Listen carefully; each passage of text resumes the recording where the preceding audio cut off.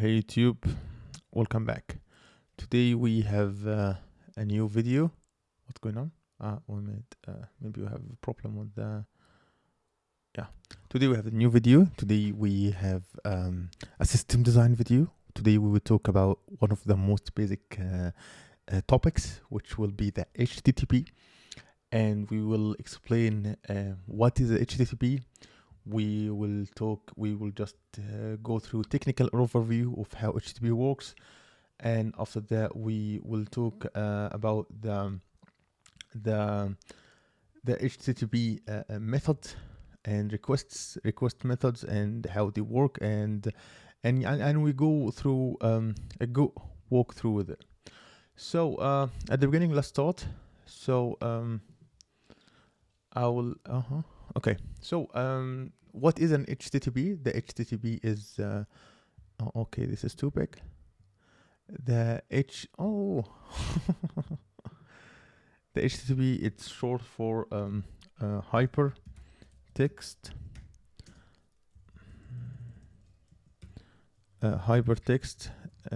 transfer protocol.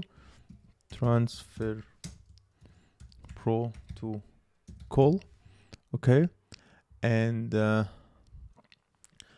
hypertext transfer protocol is an application layer, and in the future we will talk about what is an application layer, what is a data layer, what that means. It is an application layer protocol in the Internet Protocol Suite model for distributed and collaborative hypermedia information system.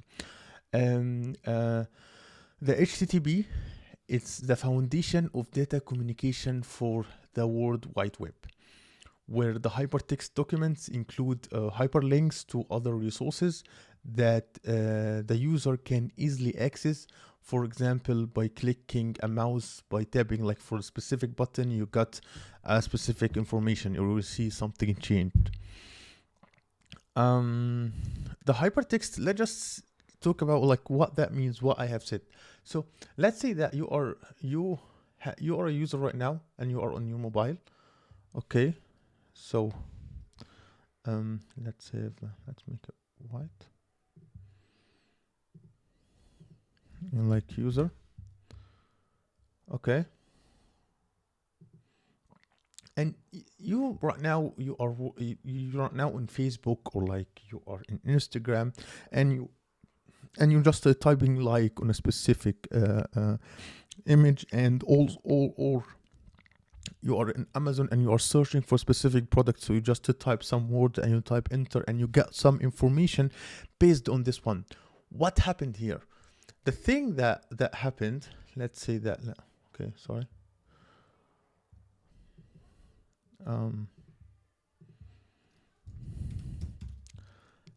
The thing that happened, that you somehow communicated with a server. Okay, oh, this is too thick. I didn't mean it in that way though, like it's too thick, just thick. I didn't mean it in that way. So if you are communicating with the server in a specific way, okay, and the server give you a response, a data as a response.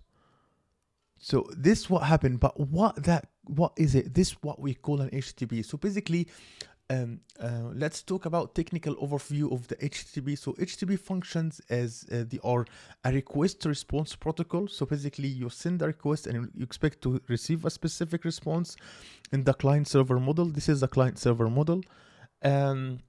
So a web browser, for example, maybe the client where is a process named a web browser. Let's call it a web browser running on computer hosting on one or more websites. Maybe the server, for example, the client submit, as you can see here, the client submit HTTP request message to the server. The server, which provides resources such as HTML files and other content, or performs other functions on behalf of the client, returns a response message to the client. The response contains a completion status information about the request and may also contain request content in its message body. And this is how it works. And let's just talk about the web browser for a little bit. So a web browser is an example of a user agent. Other types of web browser include the indexing software used by search providers, like for example, web crawlers or maybe voice browsers, mobile apps, and other software that access, consumes, or display web content.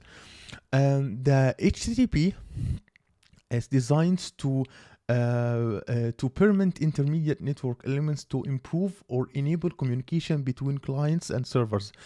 High traffic websites often benefit from web cache servers that deliver content on behalf of upstream servers, for example, to improve response time. Web browsers cache previously accessed and resources and reuse them whenever possible to reduce network traffic. So the HTTP, we have something called HTTP proxy server, and private network boundaries can facilitate communication for clients without a global routable address.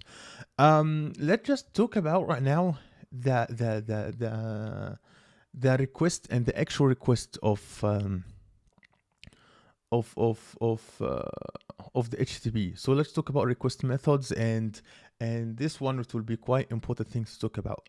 So why it is that big? Oh, let's just make it and make it white. I want to make it white. So we want to talk right now about the request method of the HTTP, because we said that the HTTP is a request response protocol. So let's just discuss the request methods, because if,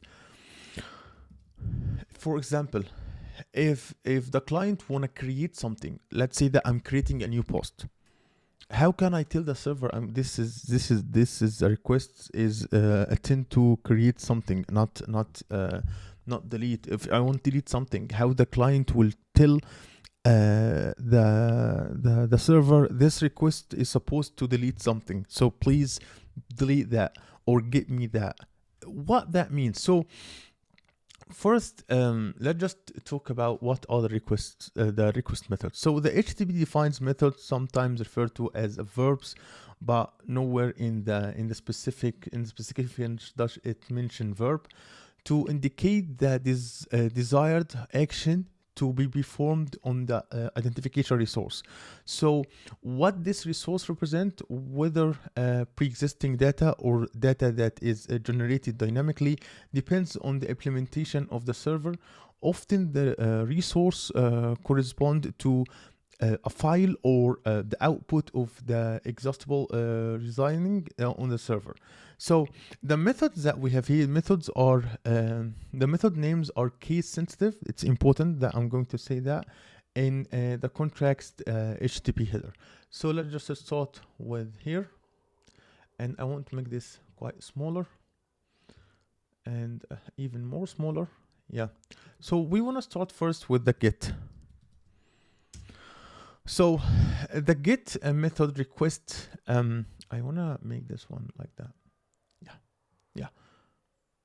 So basically here, the get method requests that the target resource transfer a representation of its state. A get request should only retrieve data and should have no other effect. This is also true of some other HTTP methods that we will discuss for retrieving resource without making changes. Get is preferred over post, as they can be addressed through a URL. This enables bookmarking and sharding and makes get response eligible for caching, for example, which can have bandwidth which can save bandwidth. After that, we have something called head. And the head method requests that the target resource transfer representation of its state. As for a get request, but without the representation data enclosing in the response body. This is useful or for retrieving the representation metadata in the response header. So without having to transfer the entire representation, uses include checking whether a page available through the state code and quickly finding the size of the file, for example the content length. And basically the header we are providing some data about the request itself. We have, after that we have post, and the post method requests the target resource process the representation enclosed in the request according to the semantic of the page target resource. So if we want to add something, we use the post. We have something called put, and the put method requests that the target resource create or update its state with the state defined by representation enclosed in the request. And it's a distinction from post is that the client specifies the target location on the server. So for example, if I'm creating a post, I'm creating a post anyway. If I'm editing a post, I will use a put request, and I will the difference between post and put, the input I will just provide the server with specific information about which post I want to edit. We have a delete, and delete this is delete or request method that we delete the target resource. We have a connect, and the connect method requests that the intermediate establish TCP IP tunnel, and I will talk about what is TCP for, stand for, but in future videos, but just know it like that. In the TCP IP tunnel to the original server identified by the request target. It's often used to secure connection through one or more HTTP proxies. We have maybe we have more things. We have options, and the options method requests that the target resource transfer the HTTP methods that it support. This can be used to check the functionality of a web server by requesting instead of specific resource. We have something called trace, and the trace method requests that the target resource transfer the received request in the response body. That way, a client can see what changes, if any, or additional have been made by the intermediate. Okay, lastly we have something called batch. And the batch method requests that the target resource modify its state according to the partial update defined in the representation enclosing the request. This can save bandwidth by updating a part file of document without having to transfer it entirely. So let's just try to go quick through. So the get requests request has optional payload body. Sometimes in the REST API you can put get body with the get. The head also, it's optional. The post and the put is something that you should put. It's not optional at all. And the delete is optional, and the connect is optional, and it's in the options it's optional, and the trace it's not available, and in the patch it's you should put it. It's not optional. You should put it at all. Response has payload body, and the get yes, and the head no. All the other has yes. Which one is safe? Get is safe. Head is safe. Post, I'm changing data, so it's not safe. Put, it's safe because I'm creating and deleting. Delete it's safe. Connect, it's not safe. And option is safe. Trace is safe. Patch, it's not safe. We have something called idempotent, and the idempotent, it will let us look at something called idempotent methods. So let me just put here for you, because it's quite important to talk about this specific topic. idempotent methods, you will find some things like idempotency key or something like that. So idempotent methods mean that a request method is idempotent if multiple identical requests with that method have the same effect as a single such request. The methods put and delete and save methods are defined as idempotent. Idempotent. Save methods are retrieval idempotent since they are intended to have no effect on the server whatsoever.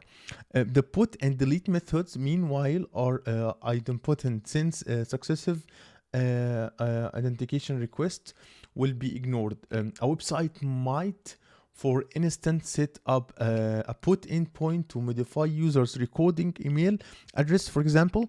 If this endpoint is configured correctly, any request which asks to change the user's email address to the same email address which is already recorded, it will be duplicated request following a successful request, will have no effect. No effect. Similarly, a request to delete a certain user will have no effect if the user has been already deleted. So this is why we talk about what is idempotent, and actually this is a big topic that we could talk. We can create a video for it by itself. But this is on high level what the HTTP and how HTTP works, and it's a pretty simple topic. And I hope that you like my content. If you like my content, subscribe and hit the notification bell so you'll never miss a video. And see you guys in future problems.